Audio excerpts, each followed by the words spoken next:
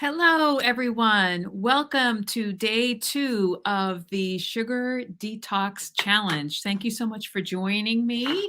I'm excited to get to day 2. To start with, if you can want to tell me if you are joining me live or if you are finding me on the replay, either one is great. Thank you for joining us, however you're joining us.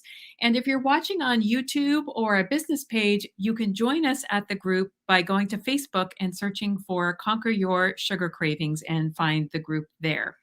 So, yesterday we talked about some of the impacts of being out of balance with sugar when your blood sugar is out of balance and where you want to be. And we had some great stories of some people who have started out in one place here in the group back in January, and now they're really made so much progress. And I'm so proud of you. There's several of you who have been with us who've seen great improvements. And there's also some people who are still kind of working on the process as well. So no matter where you are, we are excited to have you. And like other challenges, we'll come back to this information later and use the information that we looked at from day 1 to build on in future days. So welcome, welcome if you're joining us. I won't be able to see your name right here, but I can see it later. And thank you so much for joining us. You can go back and see the replay if you missed any of this. And so today, I always like to start out with a story. And so today, have you ever thought this should be easier? Why is this so hard? And often we beat ourselves up when we're quitting sugar and we are saying mean things to ourselves or we're beating ourselves up. Good morning. Hey, Gail, I can see your name. Thank you so much for giving StreamYard permission. So we think this should be easier. Why is this so hard? And this is a story that kind of illustrates that. That's kind of funny. So a while ago, my kids and I went with a friend to a little lake area. Good morning. We went to a lake area and there was a beach and it was this whole kind of great area you could hang out on this little lake. Tons of families on the beach, and there was a lifeguard and a roped area for swimming, and there was like a little snack bar, and there was a raft out in the middle of the roped area that you could swim out to and jump off, and there was this dock that went out and some boats that you could take out as well. So all around really fun time that you could do a lot of different things. So I went there with my 2 kids, and I met my friend with her son, and we were hanging out on the beach and having fun. So we swam a little, we did a bunch of things.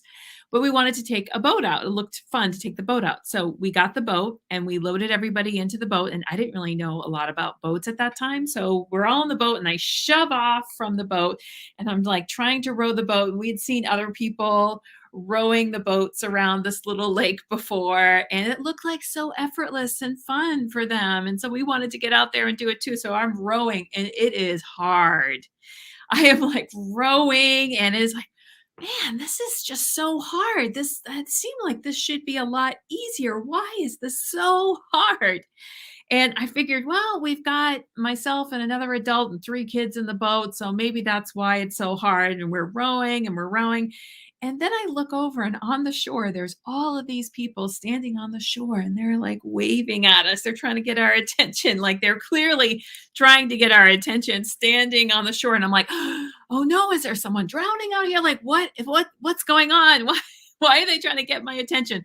So I ended up kind of trying to turn the boat and get closer to the dock. And someone came out to the edge of the dock to tell me that we were in the boat rowing it backwards. Yes, rowing it backwards. So if you're familiar with a rowboat, there's the back part, which is flat, and then the front of it comes to a point so that you can move through the water easily. And that is the way it's designed. So if you work with the boat in the way that it's designed, it's a lot easier. You know, you're facing forward the right way. It's cutting through the water. There's a lot less drag because you're not trying to push this big flat back of the boat through the water.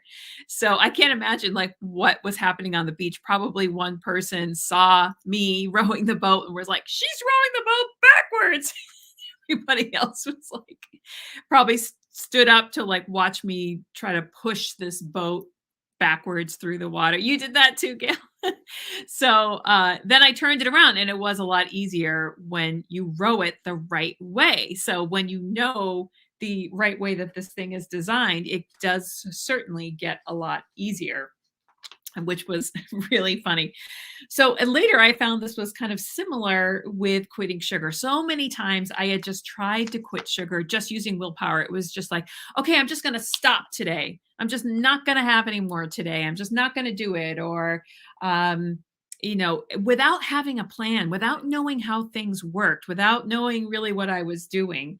And then, of course, by the afternoon, I'd be back where I was, or, maybe I'd make it to the afternoon, but I would be miserable, miserable, because what I thought I should be doing was basically not eating anything or only eating carrots and salads, like this health food, this like health rabbit food that I thought I was supposed to be eating.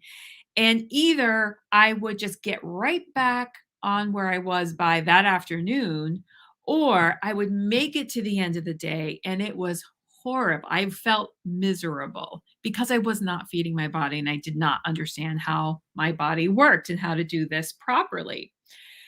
So we think it's just about quitting, but when we don't know how our bodies work, we can do it in the wrong way. And it makes it a lot easier to be able to do it in the right way.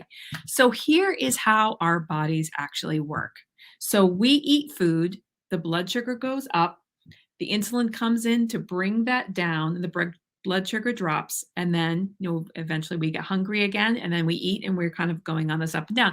Now, the up and down is normal. Where it becomes abnormal is depending on the type of food we are eating. We could be eating things that are skyrocketing our blood sugar, and then we get these equally precipitous drops as well. And then when it drops, it really feels like an emergency. It really feels like you don't even always register it as I need something sweet. You just sort of find yourself eating something. It's not even sweet. Sometimes it's just, the quick carbs. Your body is looking for the quick carbs because they're really doing the same thing in your body. Whether you're going for the bread or the chips or whatever it is that is giving your body that kind of quick boost back up again. And you get stuck on this up and down roller coaster. We get stuck in this vicious cycle.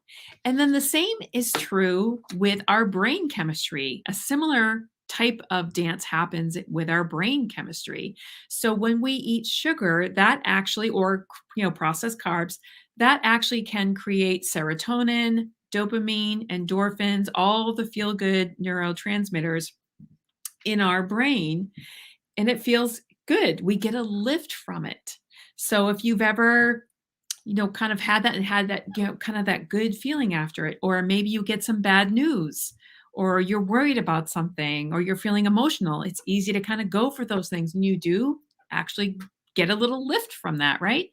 And interestingly, there was for a time some experts who were saying, we'll just treat depression and anxiety with sugar, with food. Just eat sugary things because it does, in fact, increase serotonin and these other neurotransmitters.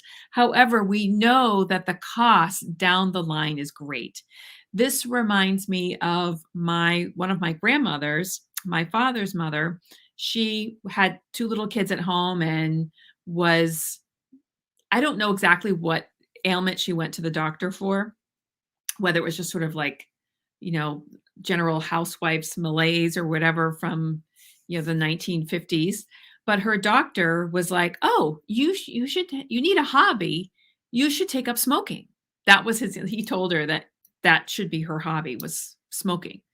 And that would, kind of give her a lift and make her feel better and give her something to do. And while some of those could be true, we know what the effects of that are. So thankfully, that is not how we treat those things. That's not how we treat, anxiety and depression. And that's not how we treat, being home with two kids and feeling unfulfilled. So we want to actually get out of the cycle and work with our bodies. So Not all food reacts the same way in our body. So when we eat protein, fat, and fiber, we get a much slower rise in our blood sugar, and you can last a lot longer, and you don't get that kind of really hungry feeling. A lot of those things that we saw yesterday on that list of things that you do need to detox, some of those are more longer term symptoms, some of those are more immediate symptoms.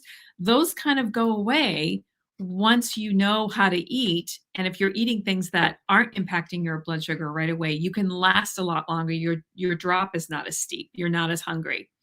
Now, you do need to eat again. So ideally, you should be eating every like 2 to 3 hours some protein, fat, and fiber. That's the ideal.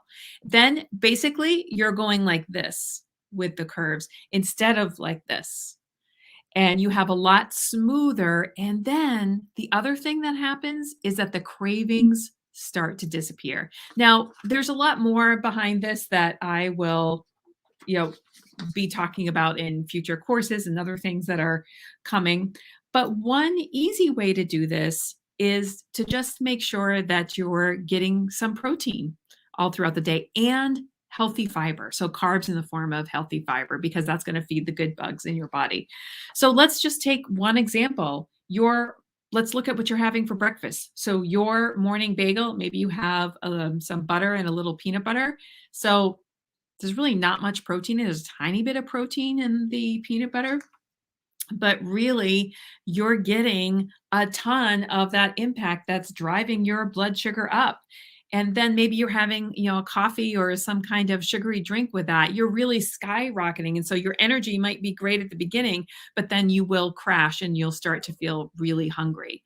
So if you can swap that for something that has more protein, if you can start with a protein shake, with some eggs, with something high fiber, with a protein breakfast. So if you're vegan, then you can have some great oatmeal. You can have lots of, dense fiber is going to help you a lot as well. So you want to start out that way, and that's going to help keep you level throughout the day. And eventually, once you stay level, that does help the cravings disappear. Now, that's not the only part of the story, because there is also triggers and mindset, which we will talk about tomorrow. But you will notice, and people have told me this in the group, people have told me that I've worked with before, that the cravings do kind of magically disappear and that you do start to level out. Your mood starts to level out. Everything starts to level out. So, what I want you to do today's homework is just to notice how your food is affecting you. So, whatever you choose to eat today, it just start to notice. Maybe you have a little piece of paper, you can start to write this down. When you eat, you can note what you ate, which a lot of us are used to doing, but then notice how you're feeling afterwards, and say a half an hour afterwards as well. So when you're eating something, do you start to feel tired afterwards? Do you feel shaky afterwards? Do you feel moody afterwards? Are you feeling strong? Do you have energy? Do you feel gassy? Do you um, feel hungry kind of right away? Excuse me. So just start to notice, and you'll begin to make a connection. So this is going to be helpful for you to create a feedback loop in your mind. So I know this is the season of sugar, and for a lot of you, the Halloween stuff is already around. So it's already here, it's already in your environment. And let's say that you decide to have something, a piece of candy or whatever. You can mindfully do that, but notice how that makes you feel. Not just immediately, because immediately you'll get maybe that high and that feels really good. But then even notice 15 minutes or a half an hour later, how are you feeling then? You'll start to make the connection that, oh, I start to feel shaky, or I start to feel kind of tired. And that is going to help you to kind of make choices.